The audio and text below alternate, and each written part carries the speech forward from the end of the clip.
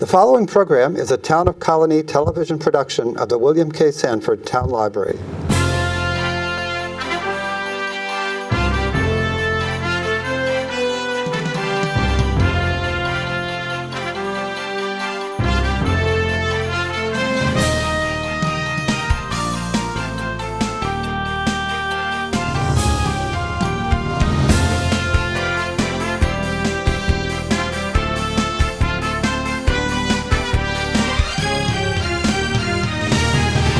Welcome to Albany County News. I'm Mary Rozak, the Director of Communications for Albany County, and we're going to talk today about Discover Albany.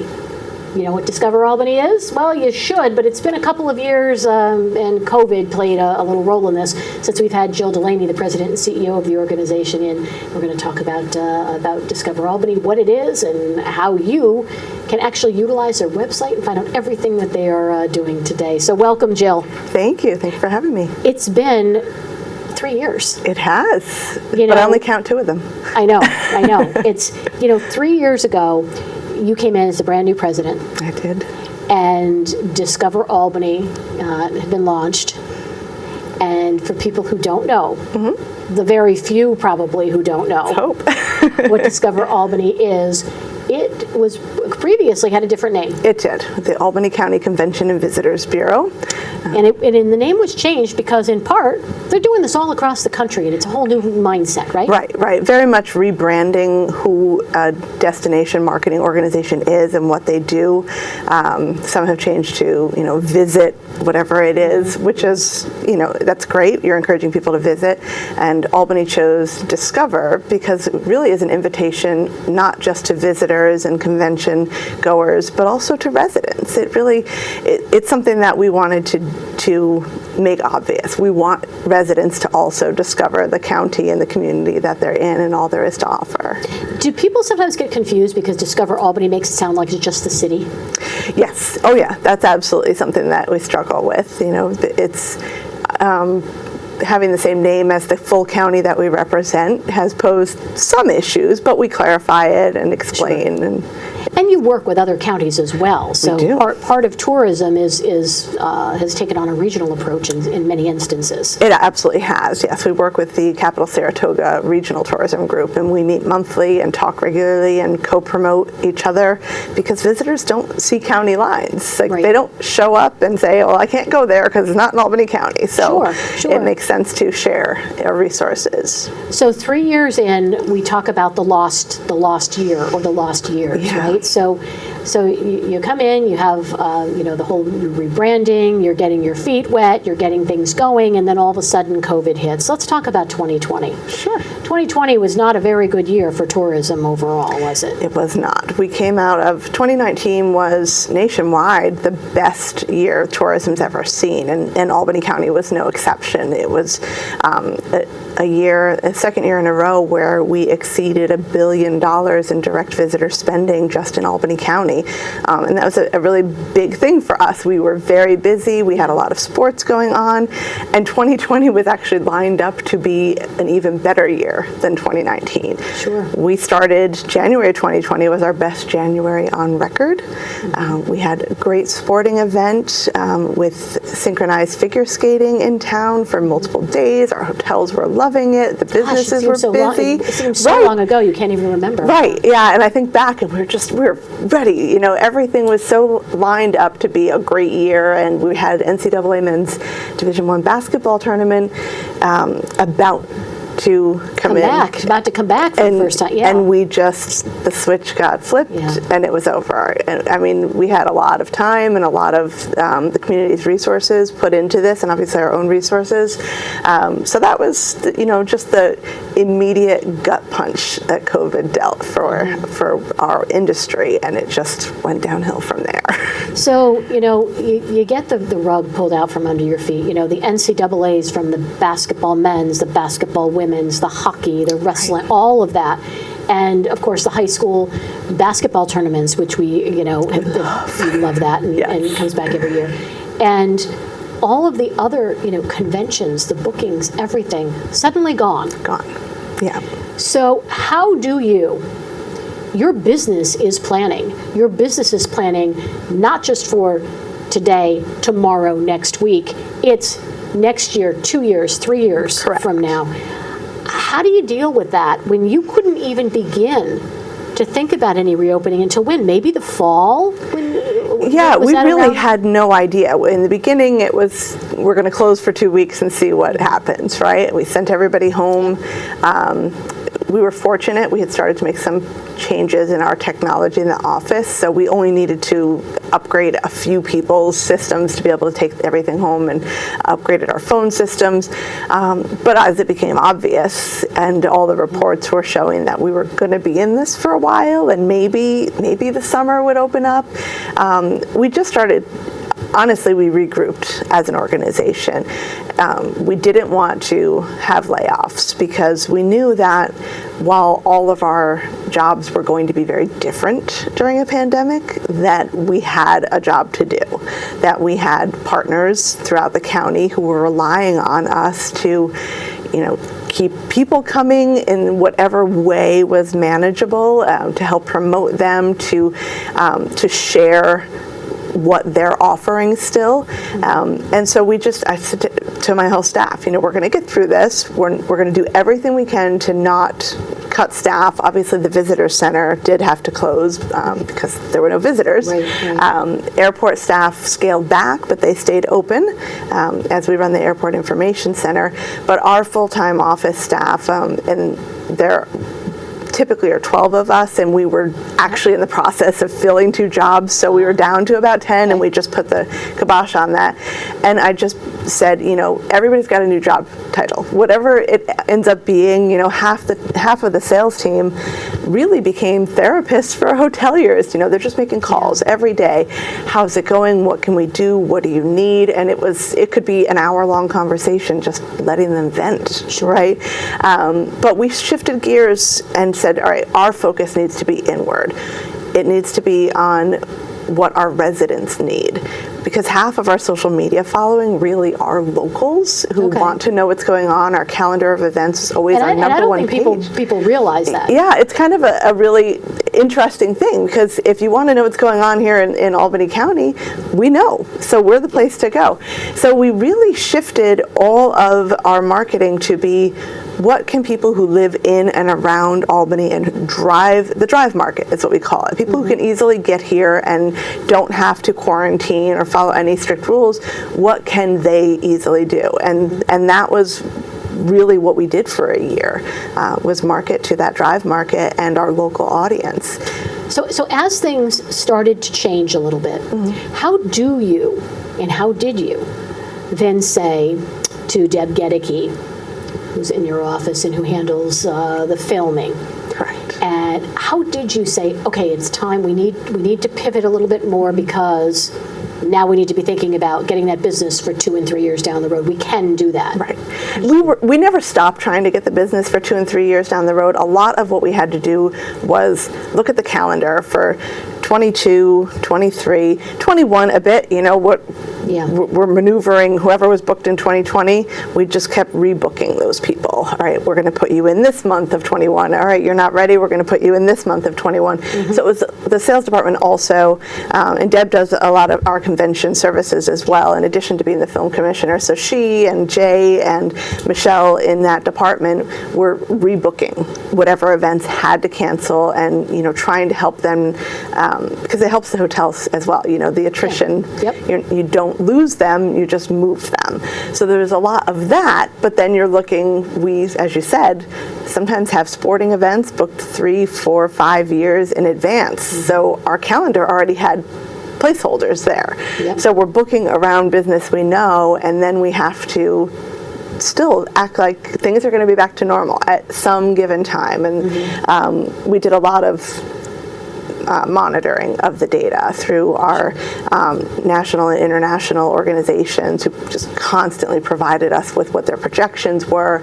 And Albany County is projected to recover a little more quickly than a lot of other destinations. So we said, all right, 2023, we really could be at normal capacity. The hotel room rate might still be lagging a bit, but based on that, we've got to just start booking new business. And so it was quieter for a while. People weren't looking that far in advance, but we didn't stop doing that. How much of it is a challenge, or has it been, with other states that had, maybe higher rates of COVID-19, but very different regulations state to state? So how difficult is it competing for business with some of those other states that had much different and relaxed?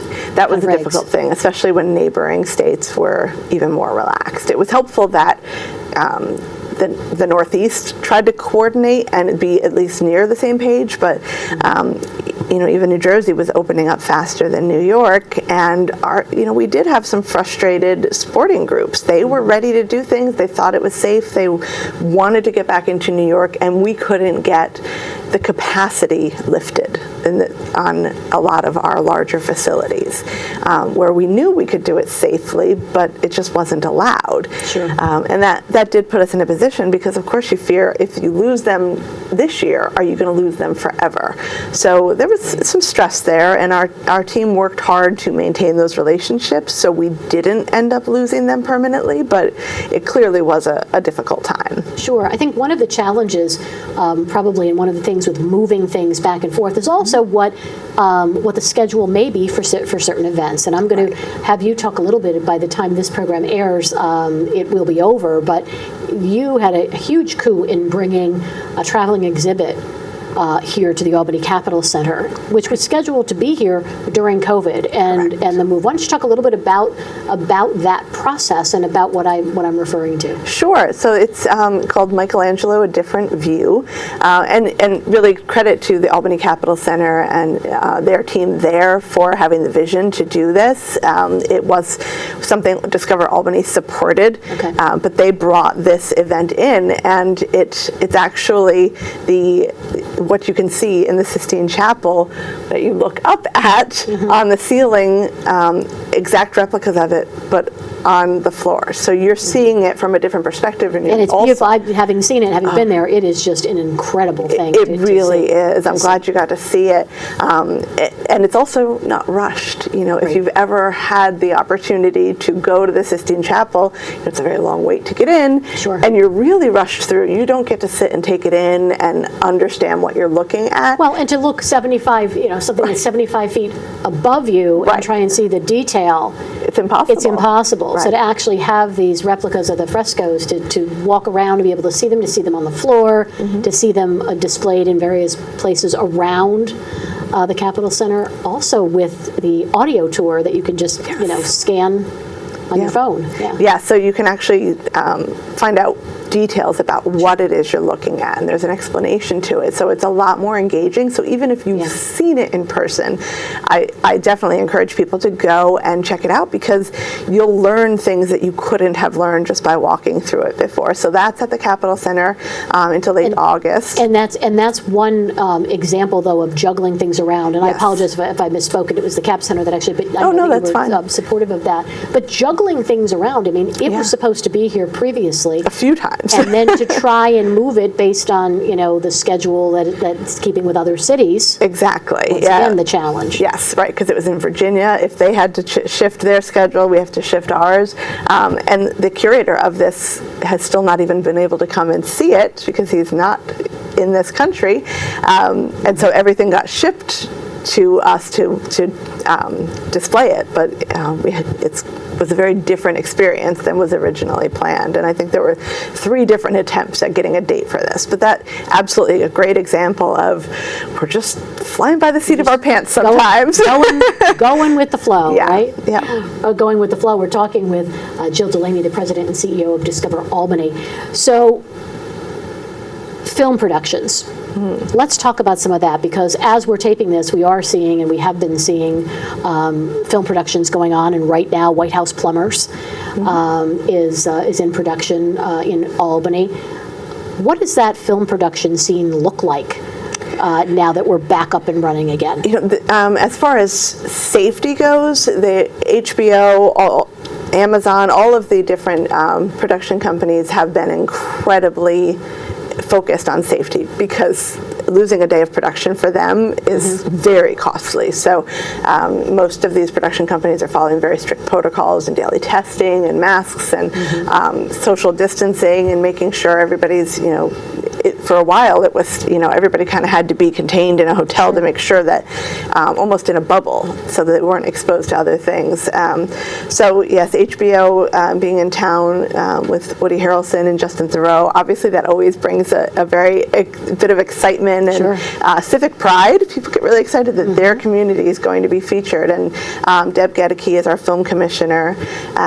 It's a big lift for her to do this job, but she's developed these relationships with the production companies. HBO is a great example of them. We've had Marvel in here, we've had Netflix here, so it's been a great experience for us to work in film, because it's really a lot of the same thing that we do when we're bringing a meeting or a convention or a sporting event here. We're dealing with traffic changes, and we're dealing with hotel rooms. Obviously, it's important for us that our hotels are full.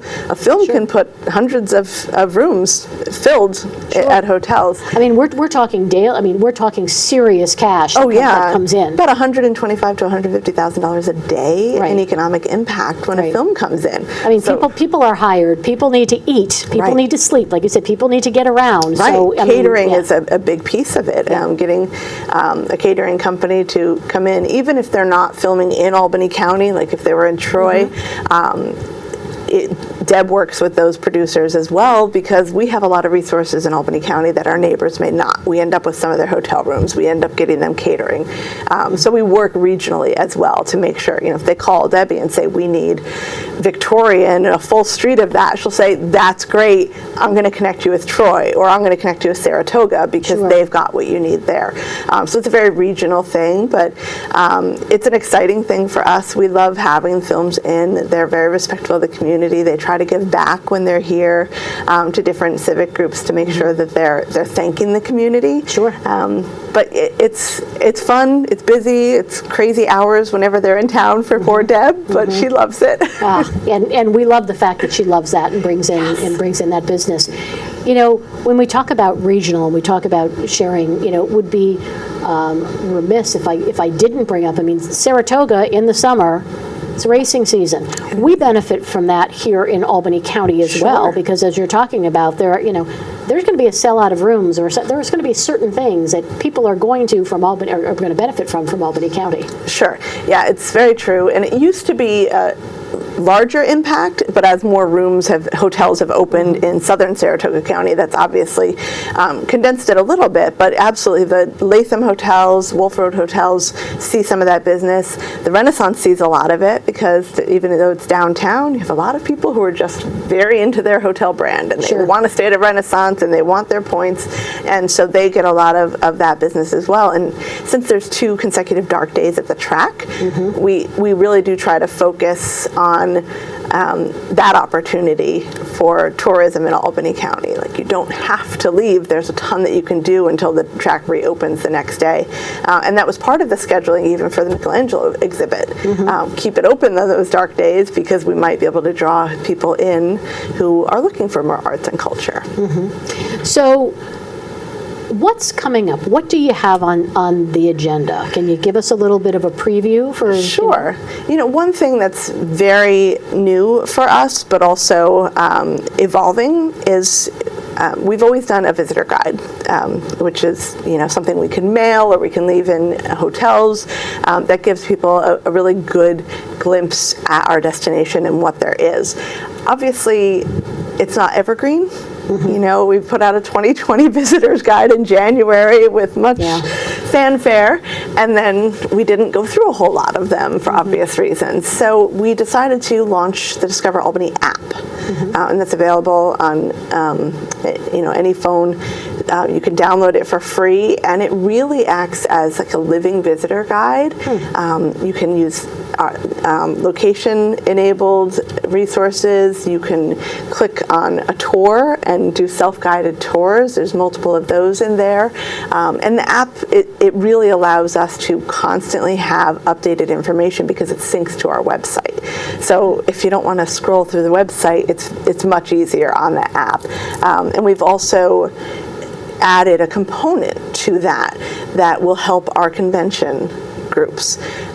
So a lot of conventions are not really interested in having touch things right now because you have to have somebody manning a table, you have to hand out programs, and of course we're looking at how things have changed with these events. If your keynote speaker is scheduled and they can't get on a flight because they had a fever and they weren't allowed on the flight, you've got to change your schedule as a convention manager. So we opened up a segment of the app that's password protected. You can have the entire convention program built into there, and it can be updated on the fly so that you can always have up-to-date information. And we can also market to those people. So if they opt in for location-enabled app, we've had a lot of this with our lacrosse competitions that have been in town lately. There are ads that pop up targeted to them, like, hey, hope you had a great day, you're near this place, here's a 20% off coupon and go enjoy a local craft beverage.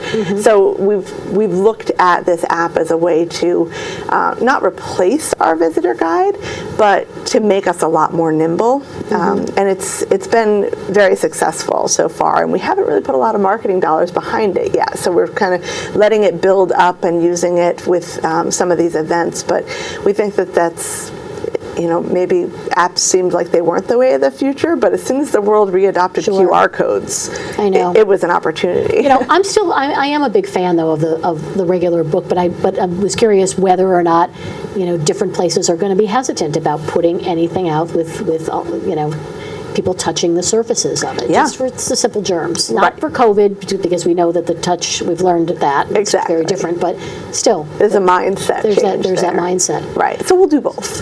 So that's something new. What are we looking at in terms of, as you're looking at conventions, anything new on the horizon, anything that you may have be ready to announce? Well, we're hoping that we'll get to announce some new things. Our Director of Sales, Jay Cloutier, is in Springfield, Illinois right now, courting a new piece of business that we're down to the final 2 destinations, and that will be very large for 2023, and it's in the retired military segment. So we have a lot, as you know, to offer that segment, between the USS Slater and all the memorials. It's, we've got a ton that should be a great draw. And so hopefully by the time that airs, we'll have an announcement. It could be as soon as the end of the week. That's something we have not had before. We've got a lot of sports returning, which is so great. let's talk about the sports returning. What are we looking at? We have lacrosse. We've had a ton of lacrosse. It's been spread throughout the county too, which is wonderful because they're in Colonie. They're not just in downtown. We always love when an event needs multiple venues, and they can be everywhere.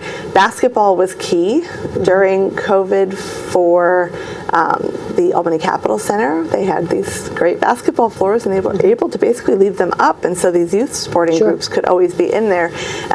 We're of course working with NCAA again. We did have a women's basketball bubble during COVID, so we were able to do a contained event for them. So that relationship with NCAA is still strong, and we do have them coming back for men's basketball.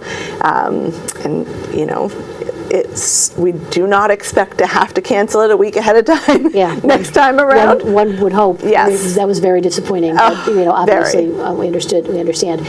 As we're taping this, there are all kinds of new things that have cropped up, and the Delta variant has reared its ugly head in virtually every county in the capital region, is under a high community transmission rate label. So people for the near future, or even our residents who are going to go to maybe a concert. Unfortunately, Michael Bublé for August at Times Union Center postponed once again until October. But those who are going to be going to maybe the Capitol Rep will have to be masked. They will. What's been the reaction, the reception? You know, for the most part, there hasn't been pushback that we've heard in our office. You know, people, when they reach out to us directly, are typically, understanding of that. I know that there's a segment of the population that is anti-masking, and they don't want this back. They don't want their kids to go to school with masks on, and I get it. Everybody has their comfort level, but I think having masks mandated at such events will allow for them to keep happening rather than going back to a shutdown. And that's my hope. I know a lot of people have gone to such events. I actually just came back from a convention. We're lucky we got it in before the variant got big, but went to an international tourism convention. And it felt good. Like we were in person, of seeing friends that I hadn't been able to see, colleagues from all over the world. It just felt good to be able to be in person. So if we look at masks as our opportunity to stay open and not, a hand slap for not getting vaccinated or not containing it, like this is the way for us to stay open. And we reinstituted the masks in our office and our visitor center before the city and the county even did, because I said, we don't want to close. Like, let's just protect our staff. We've all got business trips ahead of us. We cannot get sick. And speaking of the convention that you were at, was there any concern among your fellow colleagues about the fact that there are, children a range that can't get a vaccination, and yet so much of tourism is really families and kids? So what was the chatter around that?